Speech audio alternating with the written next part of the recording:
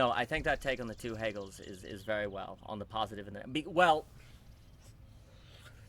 So, if you don't think, but that's the subjective destitute. That's the Jesus on the cross. That's the birth of the Holy Spirit. That's where those things go together. Where the contradiction entails the possibility of that positivity. Let's say. So here's just a good example of this speculative thinking is like, the absolute negativity could be seen as the death of God. The positive contradiction could be seen as the subjective destitution, Yes. and that both thought together makes the Holy Spirit possible, or Yes. something like that. 100%. And you see that, but then that kind of goes to, I guess, what I'm saying on capital, is capitalism needs all of those to generate the very non-zero sumness of capitalism, without which it falls into zero sumness, right? You need all of those. If there's no space of Holy Spirit, per se, then capitalism eats itself. But that's not because capitalism is inherently, fundamentally, essentially broken. There's a condition that has to be met. In the same way that I would like to think that probably this would have to be argued. My impression is that every internal consistent system contains at some point what I call the Gödel point, the Kurt Gödel point, the point of that unveils that coherence is not correspondence. So theoretically, every single map, precisely because a map cannot be itself unless it is not the territory, but that very idea must be part of the map, right? If that can be found, then the possibility of disenclosure, or the enclosure actually having an opening, should be isomorphic within every structure, if it can be found. Like, then the question is the subjective work to find it and realize it. And that's important, because it would mean that we don't need to get people to change their maps. We need people to actually really think their maps and to really work it. And, and the that map will is bring the territory. And it will bring them to the Gödel point. Yeah. And that is the point of subjective destitution. So with this, I think it's really important. Like, and again, what you've been thinking about, there's a paper in Global Brain Singularity where I talk about this as well, which is a reflective note for dialectical thinkers, which is, let's say the affirmation is the map is the territory. Right. And that would be more the Newtonian point of view. And sort of like a naive scientism where you equate the maps that you're constructing in science with the territory itself. Yes. And you kind of believe that or justify that because that map, say, can get you to the moon. Exactly. Right? So that's pretty cool. What that means is that you have a pretty powerful map. Yes. Right? Then you have the more, let's say, deconstruction of that modern foundation with the map is not the territory, where you're trying to create a gap. Yes. Between the map and the territory. And then I think the negation of the negation, and I think which is already implicit in Hegel, is that the map is the territory. And then the question is, when you think the map is the territory, then what you're doing is that all of a sudden, and this is how I think, is that all of a sudden the conceptual jungle becomes primary. Yes. Because because it's not just one map. Yes. It's that there's a bunch of indestructible maps. Yes. And so all these indestructible maps need to be thought. But the reason why we don't do that is because, one, we're either trying to build our own map. Yes. Or it's too tiring and exhausting to understand, or we're just trying to learn someone else's map as our map, or we're too tired and exhausted by the complexity of learning all these different maps. Not only learning all these different maps, but learning about the way all these maps interface and interrelate with each other. And I think that's where we need the philosophical consciousness. Yes. That's because the philosophical consciousness, the dialectics, is your understanding, trying to understand the relation between all these maps, how they intersect, and you see the contradictions between them. You see the contradictions between them not as evidence that they need to be deconstructed, but evidence that there's a sort of a positive thing that we can work through. Yes. But that also, like that this jungle is kind of like a space of our unsublated violence. Yes. Like where you actually can see that these maps can be used as, these maps are weaponized, these maps are defenses, and at the same time, we can't just get rid of them for a state of, and this is a big thing, is that like where we think we can get out of language. Yes. So like we recognize that there's this conceptual jungle. And we think, well, let's go back to a world where we didn't have these maps at all. So that would be another mistake. Absolutely. Well, that would be another example of the totalitarian madness, where Yes. you just think nature itself can be asserted. Sometimes, I don't know, I'm definitely not an expert on this, but sometimes I think, like, when I've met some people, so concretely I've met some people who are like, say, Deleuzians in the Becoming Animal, where they actually try to like become an insect. Oh yeah. Or they actually try to become like something animal-like. Like bumblebee or whatever. And this can actually like end up in like furry communities or something like absolutely. that. And I think that's another example of the totalitarian madness. Absolutely. There's all sorts of ways in which the totalitarian madness can come. And that's why the future is going to be super weird. Yes, absolutely. Super weird. Yeah. No, well, the thing is, like, also too, like, whenever I hear, like, reading Quinn Ismail or some parts of Diamond, The Guns, Germs, yeah, and Steel. that's right. There's this idea that agriculture was a giant mistake. Right. You know, that we should have never settled, that this was the worst thing human civilization ever did. It's usually seen as the fall. Yeah, it's seen as the kind of the fall. And with that, that's a certain return to nature. You know, if we become more, nomadic, then that's kind of the way in different things. But what you're doing is basically not thinking the now, right? You're like, well, consciousness is the problem. If we didn't have consciousness, we'd be more like bumblebees. So there's a chapter in the book where, inspired by a conversation with Dave McCarricker in the critical media theory, I talk about McLuhan. Yes. And I see like this structure in McLuhan, like there's the way in which this fall structure reappears. It happens so many places. Yes.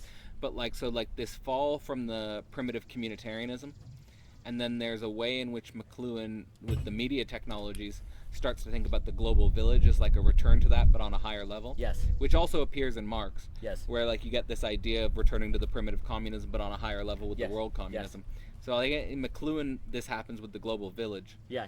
And again, like there could be, I'm not an expert on McLuhan, but there could be this way in which that's yet another way to not think the antagonism, the agonistic politics.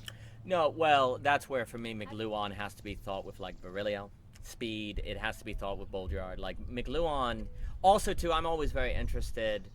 There's a whole lot of talk on McLuhan, but not as much as William Ong. And I think William Ong, probably, maybe perhaps because I guess he was a Catholic thinker in different things, but William Ong really wants to just emphasize how mediums change our subjectivity, and obviously that is in McLuhan. But in Ong, without getting too much into it, there's trade-offs. There's these trade-offs that have to be considered, and it's going to generate new antagonisms. So I'll just give a quick example that Dr. Anton gave in a talk with Guy Senstock on Ong, which this is true, is the idea that once you learn to read, then you get a deeper, greater inner capacity, right? Like before that, if you feel the divide between feeling an emotion and showing the emotion was like that, right? But the more you become a literary society, the more you can split the expression of the emotion and the feeling of the emotion. Which is like the intermediation and the self-negativity of the immediate emotion. Yes, that's exactly right. And so there's an idea that literacy opens this inner capacity. That's correct. Yeah. And so that's scary because we're not reading as much in a sense. There's not many people we have a very illiterate society, and then we also have the immediacy of screen being. So if we lose that capacity, I mean that could also be one of the reasons why we're trying to reclaim the pre-modern structures and defenses of consciousness, because we're recognizing that this screen being's eroding all of the things we've been building up over history. Yes, and I really like to see William Ong at kind of the center of this tension, because basically it's exactly what you just said. Okay, so we have this inner capacity that is necessary to handle lots of stimulation and lots of information, and if you lose that inner capacity, but you still have the products of that inner capacity in the new media, you're in trouble, right? And so there's this idea of, well, how do we balance it? And there's an idea of the pre-modern and different things. And actually, that makes me, one of the things, and then to Nietzsche, one of the things I wanted to say is, like, I was saying earlier on this difference between this kind of social noumenon, in a sense, that the counter-enlightenment is saying we need, or we're in big trouble, and the idea of kind of the Kantian noumenon of putting in the individual to save religion, and you could have all of these problems, right? What's very interesting is I would argue a lot of the effort of the pre-modern, or say going to religion, or why a lot of people are ending up in Christianity or going back to it, is actually a reestablishment of a social noumenon. Because what you're doing is trying to say, well, there's this thing outside that becomes the foundation of our personal life that then you don't think, you just believe, right? And in some respects, that's okay, but this is where thinking Hegel is like, no, the noumenon is in the phenomenon. Like, the limit is in it, right? Yeah. This is where the people critiquing social constructionism... I think this is in Sloterdijk and Zizek as well, this tension. Yes, absolutely. And so for me, what ended up happening, I read the Counter-Enlightenment people, and then is that, and it was like, okay, they're exactly right. But then I read a lot on Charles W. Mills' Blackness Visible, who's my favorite kind of thinker in that, and he passed recently, a Jamaican philosopher. I was reading your Foucault's, I was reading all these different people, and it was like, well, they have a very good point, right? That the very social noumenon, which another term word is basically givens, the given, the norm, is oppressing people. And it creates normative action that then genuinely creates social injustices and different things, right? So wait a minute. In order to do what the counter-enlightenment is arguing we have to do, or we eat ourselves, there has to be a mechanism of oppression. And that tends to hurt minorities and create normative action that destroys creativity and all the other stuff, right? Oh, dang. And also, these givens are within the phenomenon. They are not. They are socially constructed. That is the case. Even if you say, well, the social construction is necessary and it is not arbitrary, well, there's still things we make. And also, they lose their authority once you realize we make them. So then they go away and we're overwhelmed by unmediated release.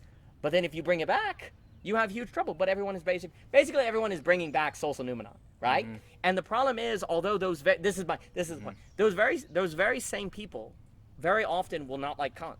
They'll be like, the noumenon is terrible, that's trouble. But because they don't recognize the social noumenon, they're actually going back to Kant in forms of the social. And that's where really taking Hegel serious, like you can, because you're strong. I don't want to say straw manning. Like Kant has become like the bad guy. There's a way in which what I want to frame is in implicit, or maybe more implicit in Hegel, is, and maybe something that becomes explicit more in Zizek, is that if you want to be free, you have to accept the monstrous. Yes. That you can't have your freedom without the monstrous. Yes. That your freedom's going to require this tarrying with the monstrous, which you're going to experience as an obscene outside. You're going to experience it as something that's like an unsublatable excess, something that is thwarting your happiness and your peace and so forth. That's right. Well, that's exactly right. And you see, you don't have to do that if you're just creating a new social noumenon, a given. And the problem is, you think you're not doing that. The problem is that there's other people creating different social noumenas. That's correct. And so then you again find yourself in the conflict and the competition between social noumenas, or this conceptual jungle maps area. That's right. And it seems like you're doing something to be bothered. To attack that seems like action. And it's like right place and right time, right? Because there is a way, and again, like, you don't want to just throw a child into the madness of the real conceptual jungle.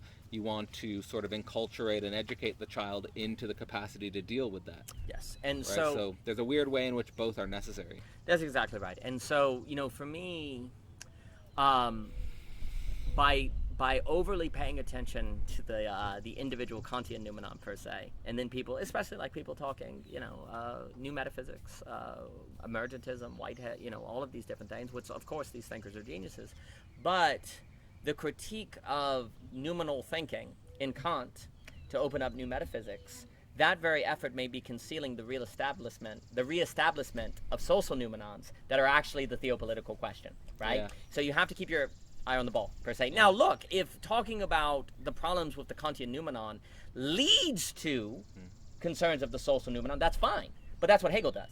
The theopolitical is like an imminent question that is requiring a form of subjectivity that is willing to stay with it for their whole life. Exactly. Yes, that's exactly right. Well, that to me, which is like, people might, like, if you actually think about that, you're like, but that's exhausting. That's exhausting. But that in a sense is true religion. True religion is every Sunday a certain regularity, but the problem is American religion became lazy. Or a true theopolitician. Yeah. And that that's funny. Is that what ends up happening is religion in America tends toward a self-sameness that doesn't have to do that work. The work is then so like we were talking this morning about the spirit of America. Yes. And I think even like where we came to is like, I think if you want to think the spirit of America, on the one hand you can think, let's say, the Christian community that's the salt of the earth. Yes. And you can think sort of the Trumpian entrepreneur that's the king of New York.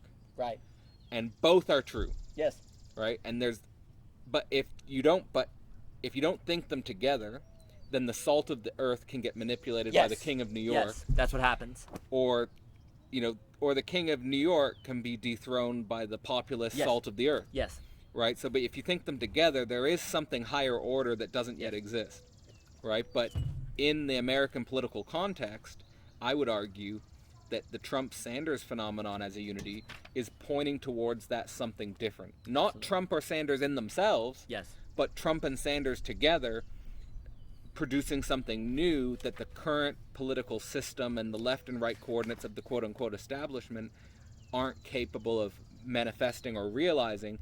as evidenced by the types of politicians that they platform and that they promote. No, absolutely. Well, for me, it's Nietzsche because it is, what I like to talk about Nietzsche is the critique of beastocentrism, because beastocentrism is a centricism on new social noumenons that you're just continuing. Because what ends up happening is basically Trump is a new kind of social noumenon. It's a new sort of beyond, he's outside, that has a certain effect, and it's bestowing. He's bestowing you direction, right? And eventually bestowing, which there's always going to be some degree of bestowing. That's bestowing. He's bestowing you with a liberation day. Yes, that's right. And then it turns out but then eventually, we're liberated. But that's actually great because eventually the bestowing betrays you and you rebel. Yeah. But then you look for a new bestowing to suppress the unconscious, and it goes on and on and on and on, right? On and on. And so for me, with Nietzsche, and this is our Eper si muove. Yep. Yeah, exactly. And thus it moves. Is that as we move from thought foundations to drive myths, is that because what ends up happening is the drive myth for me is on the problem of assuring that we don't reestablish new social noumenons. And you need a new drive myth to make... And then what I'm trying to do in that second section with the drive myth is not turning Nietzsche's drive myth into a new social noumena. That's exactly which right. I think Nietzscheans might, you could fall into that trap. Absolutely, but that's where for me it is so important to take seriously Book 5 of the Gay Science, and that, which I do think is so important that he writes the end of Book 4. Then he goes off and he does, I think, Beyond Good and Evil, or The Genealogy of Morals, one of those, forgive me, and then thus Zarathustra. And then he comes back and does Book 5. And so Book 5 is fascinating because Book 5 is where he's critiquing, in the same way that Derrida is considered a critic of logocentrism. Likewise, I think Nietzsche. Right. I think Nietzsche is a quote-unquote core thinker. Phallogocentrism, I think. Yeah, well, there you go. So is that Nietzsche there's a core to his thinking. And what he's seeing is that how people in the death of God are going for something new to bestow to them.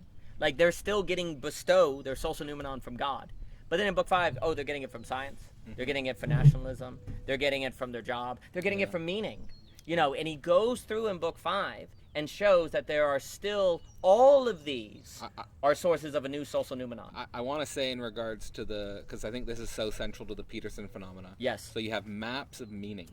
Yes. Right? And then connected to Peterson, you also have Vervaeke with the meaning crisis. Yes. And I think that the Zizkian moment is that the point and the necessity of absolute knowing is actually to transgress or resist, depending on where you are, the temptation of meaning. Yes. Yes, absolutely. Right? It's the absolute knower is someone who's willing to stay with the non-meaning, but not fall into the abyssal negativity that is implied and could potentially be a risk of the absolute 100%. knowing without the return. So, like, if you just have the absolute knowing as a linear thing, then you do have that risk. Yes. Right? Where the society of absolute knowers just becomes a society without a community and without the capacity to reproduce itself. That's correct. Right? So you have to be able to resist the temptation of meaning while recognizing the dialectical integrity and the necessity of meaning. Absolutely. Well, for me, this is where the name of the game is not to say, the moment you become conscious that my life is meaningful, then you've reduced it. That's the kind of funny thing. To make, a lot of times the meaning crisis conversation is a critique of reductionism, but actually to say my life's meaning is X must automatically reduce it. So I feel like this is like the drive myth for me. Like what I've been saying, what I say in the book is from Lacan, it's drives mythify the real. Yes. And what I've been saying is like that you just have to put. It's like you say the first things. Like I'm saying, first thing is drive, and if you put first things first, then you get the second things, which is the meaning. Yes. Yes. So that's right. Like practically, that's how I've done Philosophy Portal. So like with Philosophy Portal, is like I just focus on the drive. And then what happens is that meaningful things happen. Yes. Like, meaningful things happen to me. Yes. But they're not things that I orchestrated to happen. So, like, for example, I could take the collaboration with Peter Rollins, I could take the collaboration with Theory Underground, or I could take the collaboration with you. Yeah. Where I didn't know in advance any of these things would happen. Right. Right? But I just focus on my drive, and I have faith to drive. Yes. And I just focus on the drive as, like, I just take this from Peter Rollins, that faith is seeing the positive contradiction in the drive. Yes. And if you have faith to that, then again, it's kind of like meaning starts to wash over you in unexpected and surprising ways. Yes. Yes. So, but that is a type of social noumena in a way, but it's not something that I'm constituting. It's something that I have faith will constitute me. Absolutely. So it's kind of like that. I also took this from, you pointed me to a text by C.S. Lewis, and I took that from C.S. Lewis, that it's kind of like in the same way that, it's not what you think about God, it's what God thinks about you. Right. That I think the same thing about the social unconscious, or what we're talking about, the noumena. That the social unconscious is not what you think about the social unconscious, is what the social unconscious thinks about you. That's right. Right? So like that's a really useful way to, and I think that, so like if we make the connection between C.S. Lewis's God and Lacan's social unconscious, Yes. then I think we actually have, like, I'm really serious, like if you combine those two, you might have the model of a theopolitical. Yeah, absolutely. Look, Lewis is Lewis is and then that would, and I actually think so, like, take that further, like, so you have Lewis's God and you have Lacan's unconscious as the theopolitical, and I would almost say, like, that is something which would be the structure of a conversation that I'm trying to will into existence. So if you're listening, I'm trying to will this into existence with the power of my speculative reason, is that I want to put Paul Vanderklay on the metagelical side as Lewis's God. Yeah. And I want to put Peter Rollins on the ex-evangelical side 100%. of the Lacanian unconscious. And that's literally two active projects that I think need each other, where you have the metagelical and the ex-evangelical, and both could create an enclosure, where the ex-evangelical could create an enclosure around the abyss, and that would be the non-dialectical negativity. Yes. And then the metagelical could create an enclosure with a traditional Christianity, which isn't taking into consideration the theopolitical. Yes. Right? And so then you put them together, and I think that you have the foundation for something that could be a really interesting theopolitical project. I cannot agree more. So a few things. First, meaning has to be a glimmer, a surprise, not something you plan. It has to be something you're prepared for. The key is also that meaning can destroy you. Oh, meaning will destroy you. So it has to be something you're prepared for. Now, to Vervaeke's defense, I think he would perhaps say, and rightly, this is why he emphasizes the Kyoto school, the Nishishanti, the apathatic nothing as the source of meaning, where meaning has to come from this orbiting, like Schindler will talk about in different things. However, that's where I think it is important to follow Vervaeke to where he is now, I think, in his thinking, but then I would say to Vervaeke is that although I strongly concur with the emphasis on meaning having more of an apathetic culture, so it has to have an apathetic quality, or you make it capathetic and you destroy it and it actually becomes problematic, in the same way that theologians debated forever the tension between the capathetic and the apathetic, and my favorite on it is Austin Farrer, where he's trying to bring together Aquinas and Karl Barth. But anyway, there's this tension, but the issue is you can talk about the apathetic all day, but if you're, not that Vervaeke doesn't know this, but if you talk about it, but the logic of capital is still in the institutions and the politics and et cetera and so forth, you're going to be someone like Luke Thompson in the TLC, he said, my past was apophatic, but my future is cataphatic.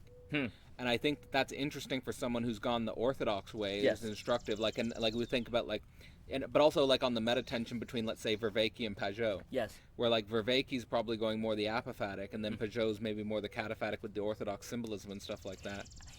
It's very interesting because the tension is, so actually, because I can't help it, is Austin Farrer, his entire kind of question of this tension, and he thought this tension was going to destroy, like actually almost destroy Christianity between the capathetic and the apathetic, and I would say it's actually, that is the theopolitical problem ultimately that is tearing everything apart. And so Austin Farrer was very interested in the role of sacrament and symbol, and the question is the following: is a sacrament apathetic or capathetic? And of course, it is in this between space. If I say that God is a lamb, well, you know what a lamb is. So I'm making it capathetic, but also, do you really think that God is a lamb? Of course not. A lamb has nothing to do with God, and yet does at the same time. So there's a being and nothing logic, of course. There's a becoming logic, and he's locating it in the theology of the analogy. And he's like, and also what Austin Farrer points out, basically kind of like Saul Kipsky, as Joel has talked about, and this is true, is that all thinking is analogous. And Hofstadter and Surfaces and Essences, you can't escape analogy, because when I say to you, hey, there's a cow over there, you don't remember the definition of cow. You summon a memory that you associate with that sentence, right? It's not a linear thought. It's more of an analogous thought that is an operation. So the first thing that Farrow Like wants... a rhizome? Yeah, like a rhizome, absolutely. And so Like a web of associations. it's a web of association. So the first thing that Austin Farrow wants to point out, as the great William Wilson, my beloved, the professor who I took as many classes as I could with, and I adore, and he talks about in his work, is that Austin Farrow is like, the apathetic-capathetic distinction is in one way false, because you are always making things present by what they are not, right? They are always becoming, they are always being as a nothing. Yeah, right. That's identity depends on that. Exactly, and so all of identity. Even if your identity doesn't necessarily, that's the thing, is that doesn't reflect on that. Like, it thinks the identity is the overfit. That's the overfitting. Yes, that's exactly right. Yeah. And so Austin Farrow is trying to say that the apathetic and capathetic. This is the kind of funny thing, is that Austin Farrow might be another of those thinkers who's basically pointing to the science of logic and not knowing about this. So I think people, I think people need to know about this. Is like, so Hegel's making a distinction between a scientific philosophy and a philosophy of science. His science of logic is neither. It's the philosophical sciences. Yes. So a scientific philosophy would be kind of like Marx's scientific socialism. A philosophy of science might be like Thomas Kuhn's paradigms thing. What Hegel's trying to do with the philosophical sciences is he's trying to outline a literal project in which philosophy itself could make progress. Yes. And the fact that has been ignored by continental tradition is a tragedy, a potential tragedy. Okay. And again, it's this problem of reinventing the wheel, or stumbling upon something that already exists, or actually, because you didn't study it, you're recreating it, but a worse wheel. Yes.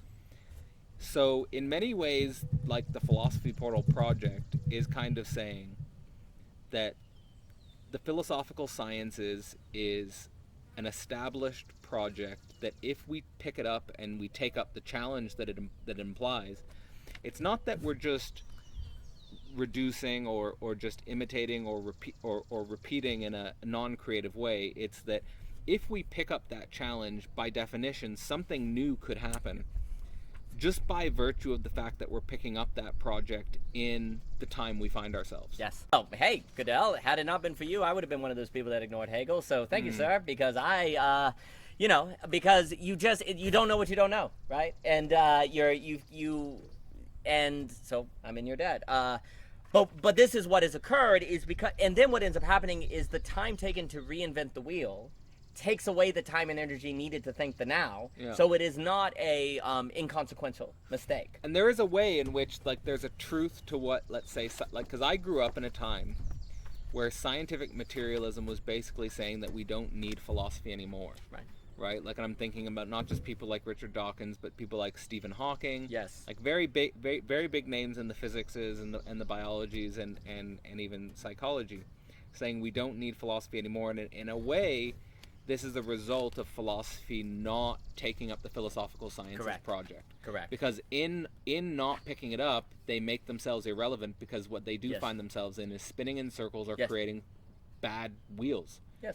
Right? So there is a truth to that. But I think that, for me, the importance of Zizek, and again, like, I'm not really like I'm not an academically trained philosopher. Sure. What I am is someone who studied the sciences to their logical conclusions, and then found myself in need of philosophy, and then I thought that, like, there's a weird way in which every moment of every field can become overdetermined by a very important thinker. Yes. Yes. And I think, like, that, like, so for example, my window into evolutionary biology was Richard Dawkins. Like, I took him as it's like the particularity Yes. of Richard Dawkins gave me the window Yes. into Yes. the universality Yes. of evolutionary Yes. biology. Yes. Or for a lot of people today, the particularity of Jonathan Pajot is giving them a window Yes. into the universality of orthodoxy. Yep. That's right.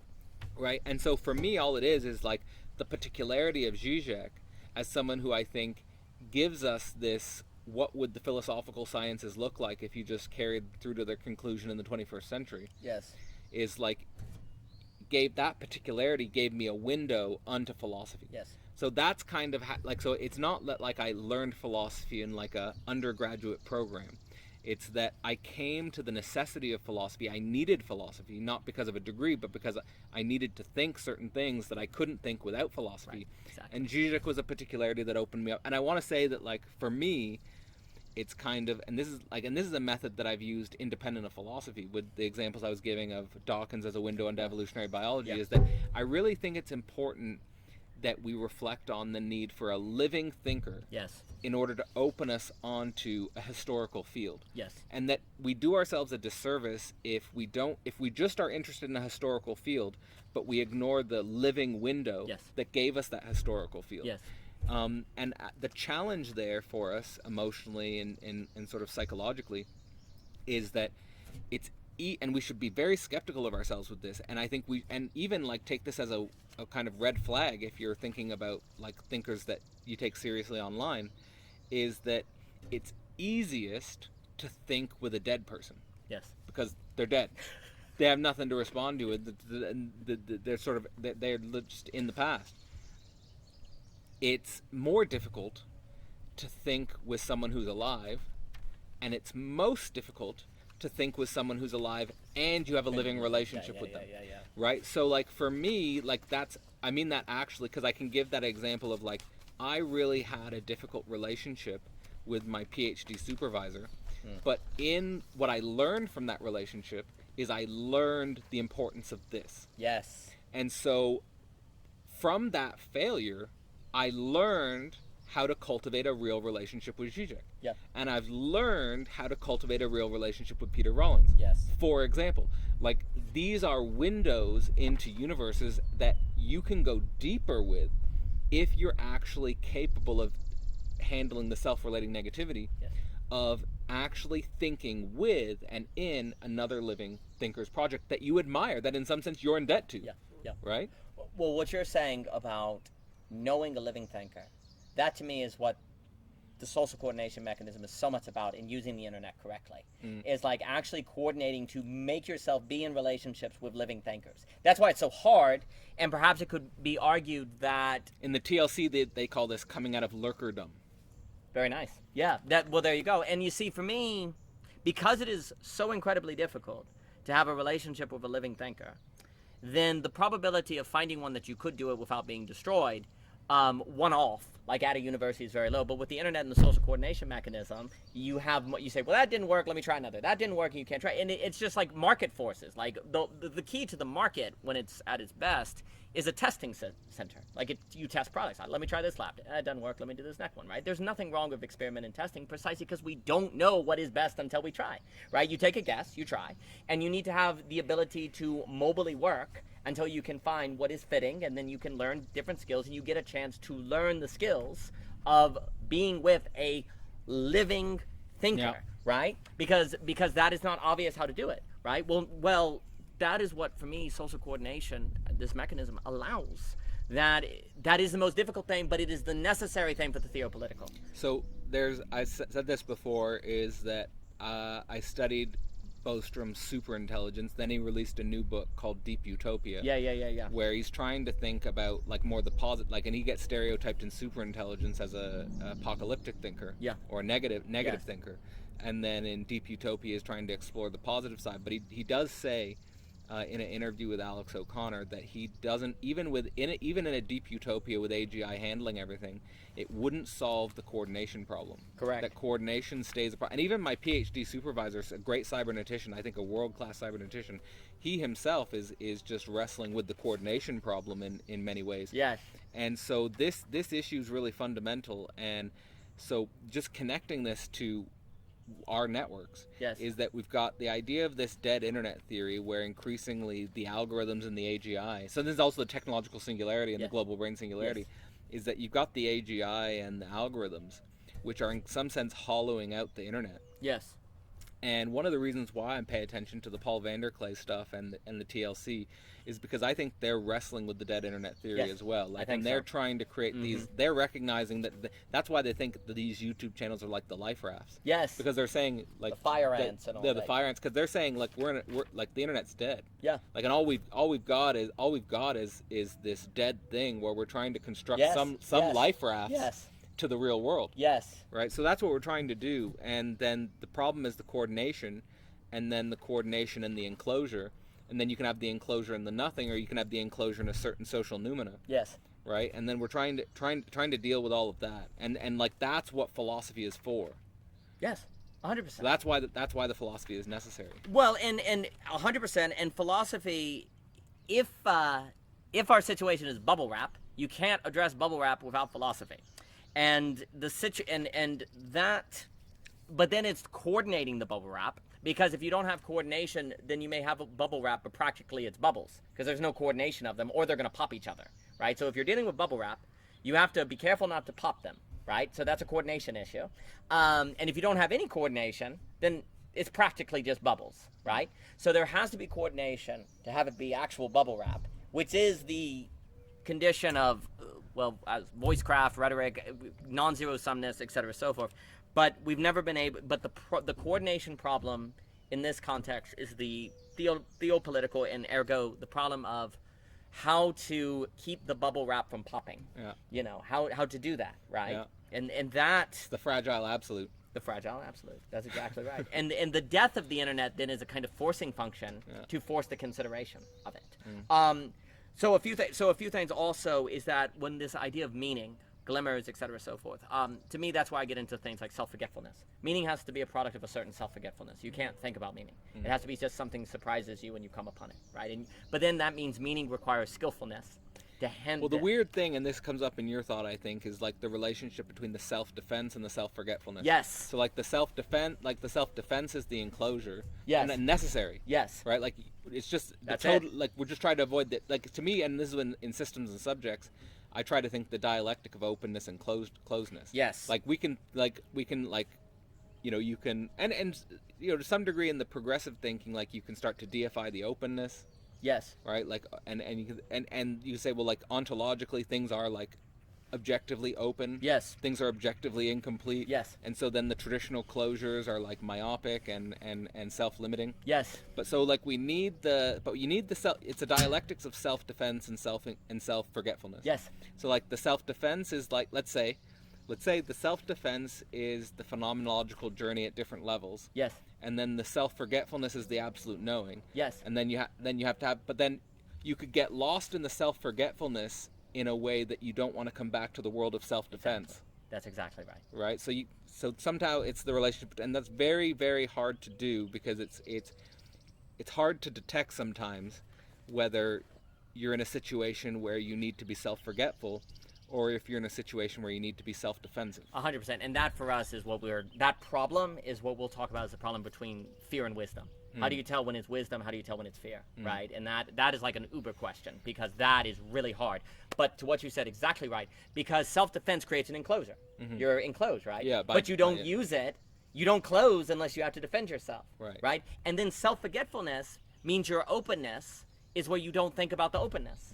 You're just open. It's not conscious. And the problem is if we're in the conceptual jungle, like the thing is this: you need to self-defend yourself because someone can come at you with a weapon. Yes. Someone can come sneak up behind you. Someone can be watching you from a different distance, ready to take you out. Yes. Like that's real. Very real.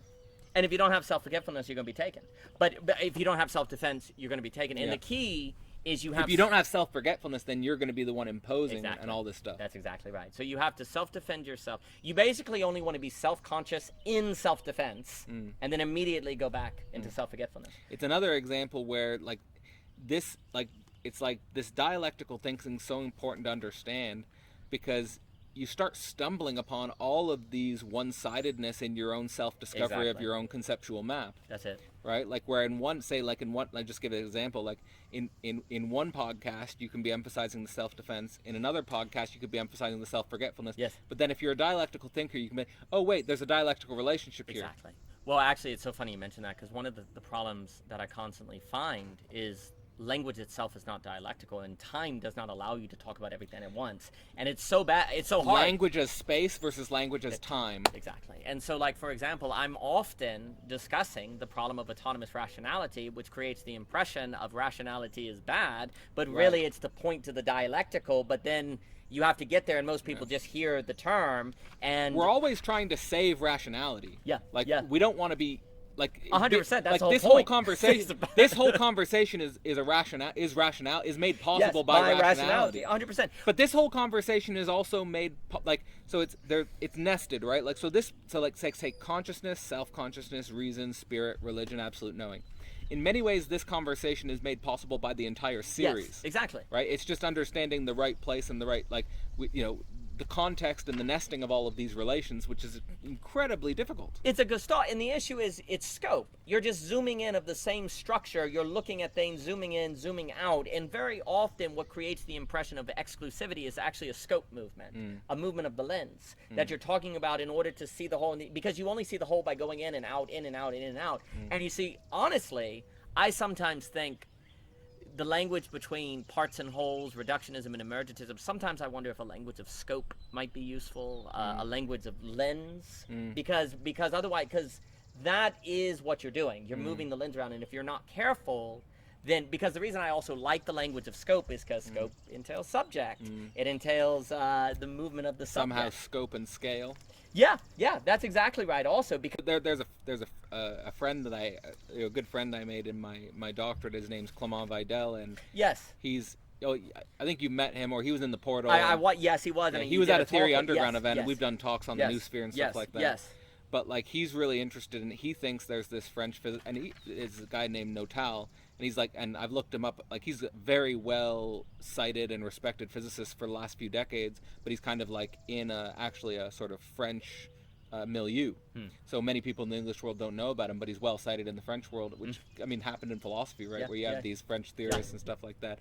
But like, he's less enclosed in the French world, probably because he's in mathematics and physics, so there's more of a universality there, or at least a communication pathway there. But he's trying to build on Einstein's general relativity with this idea of scale relativity. So and of course general relativity has this idea of the observer as well, and quantum mechanics also has this idea of the observer, but there's this relationship between scope and scale, which is coming up in physics as well. That's fascinating, because for me, one of the ways you deal with the problem of scale is simply to say that there is a certain whole, it's a question of scope of the scale. And then you have to have the spread to have the foundation to be able to handle different scopes. Because if you don't have enough spread, you don't have a wide enough, like we were saying, the difference between scale and spread. And all of this is a model for like the central contradictions we're struggling with the local and the global, the virtual and the physical, right? You need to have the scope and the scale. Because without the foundation, you can't handle seeing the different scopes. Like, if you look at the global, you lose the local, or if you look at the local, you use the global. It's all about what is the kind of subject that can handle scale. Like, it can handle scope, which reflects different scales, right? Because Hegel is giving us a kind of gestalt, right? And that's a magic word, but it does have meaning. But gestalt is like, it's nested. It's this nested structure. And the key is the ability to look at the nest from different scopes and be able to then not get overly wedded to a part, but also not so loose that you're not tarrying with it, but then to go back in different forms. And this, you could connect this, and I do like when Vervaeke talks about the optimal grip. I was just got the idea of the grip. Yeah, it's the optimal grip kind of thing, which to me I've always kind of associated with conditionalism, a certain condition that has to be met in order to be able to handle the scope. Now you could think about that in a biblical and an evolutionary way with the apple. Yes. And the fruit in the garden, and like the immediacy and the mediation of that fruit, as well as our evolutionary history where we're picking fruit in the jungle, and like we're looking for the right fruit, we're looking for the all of this is connected in an interesting way. Yes, and today that fitted, the problem is when you have abstraction and complexity, part of fittedness is the ability of optimal grip regarding scope on scale. Right? Where if you're in the garden, you can see the fruit, you can experience it. Now we're having to have optimal grip regarding quote unquote abstraction, right? And to not get lost in the abstraction as we're finding the grip, and we don't even have like, where do we learn those tools, right? So you have a problem of optimal grip regarding that which you can't hold. And so what do, right? And that requires a certain foundation and work of the subject to be able to handle and not be lost in. Absolutely. And that also, because there's a certain skillfulness here, another term, like like this self-defense and self-forgetfulness, I also associate this with the difference between auto-cannibalism and auto-mastery. Like auto-mastery is where you're so skilled at something you can do it without thinking about it, right? Like you're so good at baseball that you don't have to think about hitting the bat. Like the best wrestlers, I always saw this because the best hitters are. They're not. They've made it unconscious. That's right. They've done it through so much because work. The pitch is so fast they can't think about it. No, and the best wrestlers, I always was amazed when in wrestling because I admittedly thought a lot. Except there were like 5 moves I got to the place where I didn't even think about it. I could just do it. But there were these wrestlers who just could do any move without thinking about it, and they were the best, right? Because they had auto mastery. Yeah. People underestimate how much intelligence is required for athletics, like holistic intelligence. Exactly right. And so the tension is if you don't figure out the relationship between self-defense and self-forgetfulness, then you're going to end up in auto-cannibalism, which you're going to eat yourself, right? The right relationship between those things is going to lead to auto-mastery, right? But it's one thing to talk about auto-mastery regarding wrestling when you're feeling the body. But what does it look like to be a conceptual auto-master, like a Hegelian auto-master, like a scope auto-master? What does that mean? How do you do that? What does it look like, right? This is precisely, for me, the skill that follows from the theopolitical and that follows from the reality of bubble wrap, is to be able to actually have auto-mastery. Because there's something, like you have to be able to handle, because here's the other issue. If there is some idea that the bubble wrap requires a handling that doesn't pop the bubbles, you could be incredibly nervous the whole time. Oh my gosh, what do I do? What do I do? You have anxiety. Then the anxiety. So the handling of the bubble wrap is going to require an auto mastery if one is not overwhelmed by it. But where does the skill of the auto mastery come from? Right, in the metaxas, in the between, in the coordination, in different things. But there has to be, and for me, what we're talking about here is an auto-cannibalism, an auto-mastery of the mediation between the unconscious and the conscious, the madness and the rational, the non-rational and the rational. The problem is always, like with the conscious and the unconscious, you can have people who just want to make all of the unconscious conscious, right, which is its own totalization. Then you can have people who just say, well, the unconscious is irreducible, so why even bother? So you can go in both directions, but it's staying with that tension between the conscious and the unconscious. I think that's really the lesson of psychoanalysis.